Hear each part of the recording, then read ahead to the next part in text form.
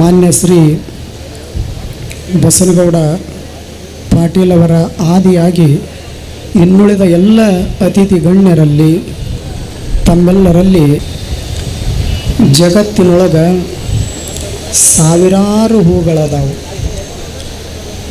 ಮಲ್ಲಿಗೆ, ಜಾಜಿಗೆ, ಸಂಪಿಗೆ, ಸೇವಂತಿಗೆ ಸಾವಿರ ಹೂಗಳದಾವು. ಎಲ್ಲ ಹೂಗಳಲ್ಲಿ ಯಾವ ಹೂ ಶ್ರೇಷ್ಠ ಅಂತ ಬಂದಾಗ ಇವು ಯಾವೂ ಅಲ್ಲ. ಮಲ್ಲಿಗೆನೂ ಅಲ್ಲ, ಜಾಜಿಗೆನೂ ಅಲ್ಲ, ಸಂಪಿಗೆನೂ ಅಲ್ಲ, ಸೇವಂತಿಗೆನೂ ಅಲ್ಲ. ಯಾವ ಹೂವು ಶ್ರೇಷ್ಠ ಅಂತ ಕೇಳಿದಾಗ ಹತ್ತಿ ಹೂವು ಶ್ರೇಷ್ಠ ಅಂತ ಹೇಳ್ತಾರೆ. ಹತ್ತಿ ಹೂವು ಯಾಕೆ ಶ್ರೇಷ್ಠ ಅಂತ ಕೇಳಿದ್ರೆ ಹತ್ತಿಯಿಂದ ಬಟ್ಟೆ ತಯಾರಾಗುತ್ತದೆ. ಬಟ್ಟೆ ಮನುಷ್ಯನ ಮಾನವನ್ನು ಮುಚ್ಚುತ್ತದೆ, ಸಂರಕ್ಷಣೆ ಮಾಡ್ತದೆ. ಆ ದೃಷ್ಟಿಯಿಂದ ಹತ್ತಿ ಹೂವು ಭಾಳ ಶ್ರೇಷ್ಠ. ಅದೇ ತೆರನಾಗಿ ಜಗತ್ತಿನೊಳಗೆ ಅನೇಕ ಥರದ ಹಾಲುಗಳದಾವೆ. ಅದಾವಿಲ್ಲ, ಆಕಳದ ಹಾಲು ಅಂತದ, ಎಮ್ಮೆ ಹಾಲು ಅಂತದ, ಆ ಬಳಿಕ ಪಾಕೆಟ್ ಹಾಲು ಅಂತದ, ನಂದಿನಿ ಅಂತದ, ಆರೋಗ್ಯ ಅಂತದ, ಇನ್ನೊಂದದ ಅಲ್ಕೋ ಹಾಲೂ ಬರ್ತದೆ ಅದ್ರಾಗ. ಇಷ್ಟೆಲ್ಲ ಹಾಲುಗಳದಾವಲ್ಲ, ಈ ಹಾಲಿನೊಳಗೆ ಯಾವ ಹಾಲು ಶ್ರೇಷ್ಠ ಅಂತ ಕೇಳಿದಾಗ ಇವು ಯಾವೂ ಶ್ರೇಷ್ಠ ಅಲ್ಲ. ಎಮ್ಮಿದೂ ಅಲ್ಲ, ಆಕಳದ್ದೂ ಅಲ್ಲ, ಪಾಕೆಟ್ ಹಾಲು ಮೊದಲ ಅಲ್ಲ. ಮತ್ತು ಯಾವ ಹಾಲು ಶ್ರೇಷ್ಠ ಅಂತ ಪ್ರಶ್ನೆ ಮೂಡಿದಾಗ ತಾಯಿಯ ಎದೆ ಹಾಲು ಭಾಳ ಶ್ರೇಷ್ಠ ಅನ್ನುವಂಥದ್ದನ್ನು ಅನುಭಾವಿಗಳು ಹೇಳ್ತಾರೆ. ಹಾಗೆ ಆಗಸದ ಕಡೆ ಮುಖ ಮಾಡಿದಾಗ ಲಕ್ಷೋಪಲಕ್ಷೋಪ ತಾರೆಗಳು ಮಿನುಗುತ್ತಿರ್ತಾವು, ಹೊಳಿತಿರ್ತಾವೆ ಚುಕ್ಕೆಗಳು. ಆ ಎಲ್ಲ ಚುಕ್ಕಿಯೊಳಗೆ ಶ್ರೇಷ್ಠವಾಗಿರತಕ್ಕಂಥ ಚುಕ್ಕಿ ಯಾವುದಂತ ಕೇಳಿದರೆ ರೈತರಿಗೆಲ್ಲ ಗೊತ್ತದ. ಬೆಳಗಿನ ಜಾವ 5 ಗಂಟೆ ಸಮಯದೊಳಗೆ ಬೆಳ್ಳಿ ಚುಕ್ಕಿ ಅಂತ ಇರ್ತದೆ. ಎಲ್ಲ ಚುಕ್ಕಿಗಳ ಪ್ರಕಾಶ ಬೇರೆ, ಬೆಳ್ಳಿ ಚುಕ್ಕಿ ಪ್ರಕಾಶನ ಬೇರೆ. ಹಾಗೆ ಹೂವಿನೊಳಗೆ ಹತ್ತಿ ಹೂವು ಶ್ರೇಷ್ಠ, ಹಾಲಿನೊಳಗೆ ತಾಯಿ ಹಾಲು ಶ್ರೇಷ್ಠ, ಚುಕ್ಕಿಯೊಳಗೆ ಬೆಳ್ಳಿ ಚುಕ್ಕಿ ಹೇಗೆ ಶ್ರೇಷ್ಠವೋ ಹಾಗೆ ಈ ನಾಡಿನೊಳಗೆ ಸಾವಿರಾರು ಬ್ಯಾಂಕುಗಳದಾವು. ಕೆನರಾ ಬ್ಯಾಂಕ್ ಅಂತದ, ಸ್ಟೇಟ್ ಬ್ಯಾಂಕ್ ಆಫ್ ಮೈಸೂರು ಅಂತದ, ಕರ್ನಾಟಕ ಅಂತದ. ಹೀಗೆ ಸಾವಿರ ಬ್ಯಾಂಕುಗಳದಾವು. ಆದರೆ ಈ ಎಲ್ಲ ಬ್ಯಾಂಕಿನೊಳಗೆ ಯಾವುದು ಶ್ರೇಷ್ಠ ಬ್ಯಾಂಕ್ ಅಂತ ಪ್ರಶ್ನೆ ಮೂಡಿದಾಗ ಅಭಿಮಾನದಿಂದ ಹೇಳಬಹುದು, ನಮ್ಮ ವಿಜಯಪುರದ ಸಿದ್ಧಸಿರಿ ಬ್ಯಾಂಕ್ ಭಾಳ ಶ್ರೇಷ್ಠ. ಯಾಕೆ ಶ್ರೇಷ್ಠ? ಅದರ ಮೂಲ ಧ್ಯೇಯ, ಉದ್ದೇಶ, ಗುರಿ ಏನಂತ ಕೇಳಿದರೆ ರೈತರಿಗೆ ಸಹಾಯ ಆಗಬೇಕು ಮೊಟ್ಟ ಮೊದಲಿಗೆ. ಆ ಬಳಿಕ ಸಣ್ಣ ಹಿಡುವಳಿದಾರರಿಗೆ, ಕೂಲಿ ಕಾರ್ಮಿಕರಿಗೆ, ವ್ಯಾಪಾರ ಮಾಡುವಂಥವರಿಗೆ ಅಷ್ಟೇ ಅಲ್ಲ, ಸಣ್ಣ ಮತ್ತು ಮಧ್ಯಮ ತರಗತಿಯ ಕೈಗಾರಿಕಾ ವರ್ಗದವರಿಗೆ ಅನುಕೂಲ ಆಗಲಿ ಅನ್ನುವಂಥ ಸದುದ್ದೇಶವನ್ನು ಇಟ್ಟುಕೊಂಡು ಈ ಒಂದು ಬ್ಯಾಂಕನ್ನು 19 ವರ್ಷದ ಹಿಂದೆ ಪ್ರಾರಂಭ ಮಾಡಿದ್ದಾರೆ.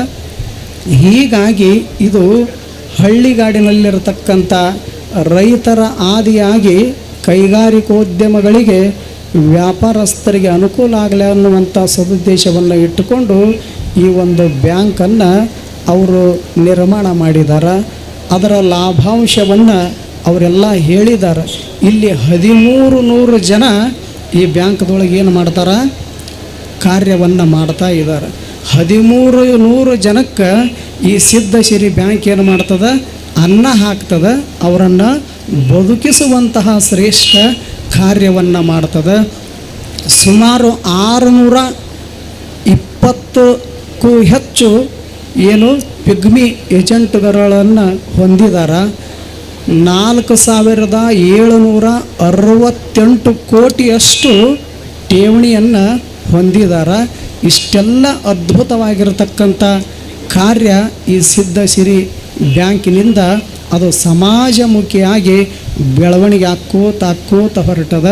ಮತ್ತಿಷ್ಟೆಲ್ಲ ಸಾವಿರಾರು ಕೋಟಿ ಅದು ಬೆಳವಣಿಗೆ ಹೊಂದೈತೆ ಅಂತಾರೆ. ಇದಕ್ಕೆ ಕಾರಣ ಏನಂತ ಕೇಳಿದರೆ ಪ್ರಾಮಾಣಿಕತನ. ಪ್ರಾಮಾಣಿಕತನ ಏನು ಮಾಡ್ತದಂದ್ರೆ ಬ್ಯಾಂಕನ್ನು ಬೆಳವಣಿಗೆ ಮಾಡ್ತದೆ. ಮತ್ತು ಆ ಬ್ಯಾಂಕಿನೊಳಗಿರ್ತಕ್ಕಂಥ ಕೆಲಸ ಮಾಡುವಂಥವ್ರು ಅಪ್ರಾಮಾಣಿಕರಾಗಿದ್ದರು ಅಂದ್ರೆ ಬ್ಯಾಂಕಾಗಿ ಉಳಿದಿಲ್ಲ. ಉಳಿದಿಲ್ಲ ಅಂದ್ರೆ ಬ್ಯಾಂಕಿನೊಳಗಿನ ಖಾತೆ ಹೆಂಗೆ ಉಳಿತಾವೆ? ಅದಕ್ಕೊಂದು ಸಣ್ಣ ಕತೆ ಹೇಳಿ ಮುಗಿಸ್ತೀನಿ.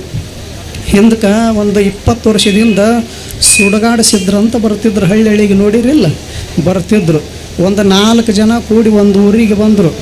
ಅವರು 4 ಜನ ಒಂದೊಂದು ಪಾಂಡಿತ್ಯವನ್ನು ಪಡ್ಕೊಂಡಿದ್ರು. ಅದರಾಗ ಊರು ಜನ ಎಲ್ಲ ಸುತ್ತರಿದು ನಿಂತಿದ್ರು. ಒಬ್ಬ ಏನು ನುಂಗಿದ? ಸೂಜಿ ನುಂಗಿದ. ಆಶ್ಚರ್ಯ ಆಯಿತು ಊರು ಜನಕ್ಕೆ. ಸೂಜಿ ಬರೀ ಹೊಲಿಯಾಕೆ ಉಪಯೋಗ ಮಾಡ್ತಾರೆ, ದಾರ ಪೋಣಿಸಿ. ಅಂಥದ್ರ ಮಧ್ಯದೊಳಗೆ ಇವ ಸೂಜಿ ನುಂಗತನಂದ್ರೆ ಪರಮಾಶ್ಚರ್ಯ ಅಂತ ತಿಳ್ಕೊಂಡು ಹೇಳಿದರು. ಇನ್ನೊಬ್ಬ ಇದ್ದ ಅವನ ಪಕ್ಕದೊಳಗೆ, ಅವ ಡಬ್ಣ ನುಂಗಿದ. ಮತ್ತಷ್ಟು ಆಶ್ಚರ್ಯ ಆಯಿತು. ಅವನ ಪಕ್ಕದೊಳಗೆ ಒಬ್ಬ ಇದ್ದಾವ, ಅವು ಗುಂಡಕಲ್ಲು ಇರ್ತಾವಲ್ಲ, ಗುಂಡಕಲ್ಲು ನುಂಗಿದ. ಇವ್ರಿಗೆ ಆಶ್ಚರ್ಯದ ಮೇಲೆ ಆಶ್ಚರ್ಯ ಆಯಿತು. ಆವಾಗ ಇಂಥ ಡಬ್ಣ ಮತ್ತು ಸೂಜಿ ಗುಂಡಕಲ್ಲು ನುಂಗೋರು ಅಪರೂಪಲ್ಲ ಅಂತ ತಿಳ್ಕೊಂಡು ಊರು ಜನ ಮಾತಾಡ್ತಿದ್ರು. ಅದರಾಗ ಒಬ್ಬ ಹೇಳಿದ, ಇದೇನು ದೊಡ್ಡ ಮಹಾ, ಸೂಜಿ ನುಂಗೋದು, ಡಬ್ಣ ನುಂಗೋದು, ಗುಂಡಕಲ್ಲು ನುಂಗೋದು. ನಮ್ಮೂರು ಕಡೆ ಬರ್ರಿ, ಬ್ಯಾಂಕ್ ನುಂಗ್ಯಾರ ಅಂದವ. ಬ್ಯಾಂಕ್ ನುಂಗ್ಯಾರ ಅಂದ್ರೆ ಇದ್ರ ಅರ್ಥ ಏನು? ಕೆಲಸ ಮಾಡೋರೆಲ್ಲರೂ ಅಪ್ರಾಮಾಣಿಕರದರ ಅಂತ ಅರ್ಥ. ಆದರೆ ಇಲ್ಲಿ ಬ್ಯಾಂಕ್ ನುಂಗೋರು ಯಾರೂ ಇಲ್ಲ. ಮತ್ತು ಆಕಸ್ಮಿಕ ಬ್ಯಾಂಕ್ ನುಂಗಿದ್ರಂದ್ರೆ ನುಂಗಿದವ್ರನ್ನ ಇವ್ರು ಗೌಡ್ರು ನುಂಗತಾರ ಅನ್ನುವಂಥ ಉದ್ದೇಶ ಇಟ್ಟುಕೊಂಡು ಅಂಥವ್ರು ಯಾರೂ ಮುಂದೆ ಬರೋದಿಲ್ಲ. ಆ ದೃಷ್ಟಿ ಇಟ್ಕೊಂಡು ಒಂದು ಬ್ಯಾಂಕು ಅತ್ಯಂತ ಉನ್ನತ ಸ್ಥಾನಕ್ಕೆ ಏರಬೇಕಾಗಿತ್ತು ಅಂದ್ರೆ ಒಂದು ಗುರು ಕೃಪೆ ಇರಬೇಕು.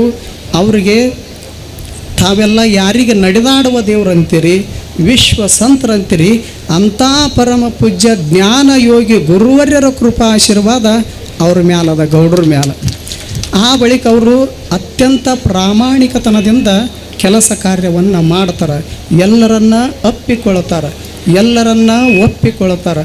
ತಮ್ಮೊಳಗೆ ಏನು ಒಂದು ಸತ್ಯಾಂಶ ಅದ, ಪ್ರಾಮಾಣಿಕತನ ಅದ, ಅಂಥವ್ರನ್ನು ಮಾತ್ರ ಅವರು ಇಷ್ಟಪಡೋದ್ರಿಂದ ಅವ್ರ ಸಮೀಪದೊಳಗೆ ಅಂಥವರೇ ಇರ್ತಾರೆ ಹೊರತು ಅಲ್ಲಿ ಅಸತ್ಯವಂತರಾಗಲಿ, ಅನೀತಿವಂತರಾಗಲಿ, ಅಧರ್ಮವಂತರಾಗಲಿ ಯಾರೂ ಸುಳಿಯೋದಿಲ್ಲ. ಆದ್ದರಿಂದ ಅಂಥವರ ಒಂದು ಏನು ಈ ಒಂದು ಸಿದ್ಧಸಿರಿ ಬ್ಯಾಂಕ್, ಅದಕ್ಕೆ ಅದು ಬರುವ ದಿನಮಾನದೊಳಗೆ ಅವರು ಹೇಳಿದರು 1000 ಕೋಟಿ ಆಗಲಿ ಅಂತ ಅವರು ಇಚ್ಛಾ ಮಾಡಿದರು. ನಮ್ಮದೊಂದು ಹಾರೈಕೆ ಏನಂತ ಕೇಳಿದ್ರೆ, ಈಗಾಗಲೇ 212 ಶಾಖೆಗಳದಾವು, ಬ್ಯಾಂಕ್ಗಳದಾವು ಕರ್ನಾಟಕದ ತುಂಬೆಲ್ಲ. ದಾವಣಗೆರೆ, ಕೊಪ್ಪಳ, ಗದಗ, ಹೊಸಪೇಟೆ, ಹುಬ್ಬಳ್ಳಿ, ಧಾರವಾಡ, ಬಾಗಲಕೋಟೆ, ವಿಜಯಪುರದೊಳಗೆ 200ಕ್ಕೂ ಹೆಚ್ಚು ಶಾಖೆಗಳದಾವಲ್ಲ.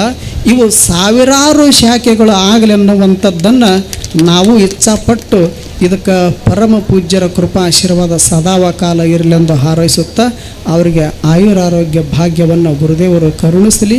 ಆ ಬಳಿಕ ಆ ಸಿದ್ಧ ಸಿರಿ ಬ್ಯಾಂಕಿಗೆ ತಾವೆಲ್ಲರೂ ಸಹಕರಿಸಬೇಕನ್ನುವಂಥ 2 ನುಡಿಗಳನ್ನು ಗುರುದೇವರು ಪಾದಕ್ಕೆ ಸಮರ್ಪಣೆ ಮಾಡಿ ನಮ್ಮನ್ನು ಸಹಿತ ಇಲ್ಲಿಗೆ ಕರೆಸಿ 2 ನುಡಿಗಳನ್ನು ಆಡಲಿಕ್ಕೆ ಅವಕಾಶ ಮಾಡಿಕೊಟ್ಟಿರತಕ್ಕಂಥ ಈ ಬ್ಯಾಂಕಿನ ಡೈರೆಕ್ಟರಿಗೂ ಎಲ್ಲ ಹಿರಿಯರಿಗೂ ಮತ್ತೊಮ್ಮೆ ಪ್ರಣಾಮಗಳು.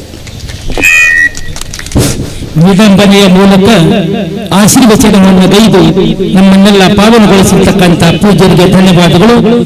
ಈಗ